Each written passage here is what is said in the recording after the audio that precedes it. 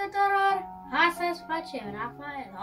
În primul rând avem nevoie de 200 de grame de unt, 200 de grame de zahăr pudră, 200 de grame de lapte praf, niște alune și 175 de grame de fulgi de nucă de cocos. Acum, hai la treabă! Zahărul pudră, un unt și amestec bine pentru aproximativ 2 minute.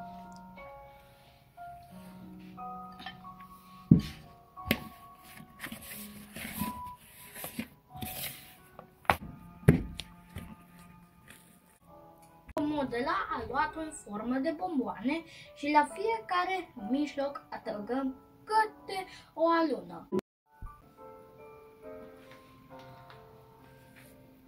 Acum decorăm bomboanele în fulgi de cocos.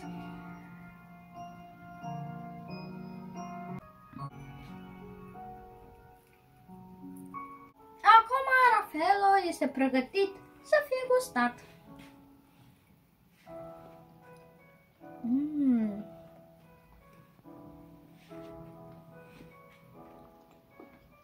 E foarte gustos. Pe curând!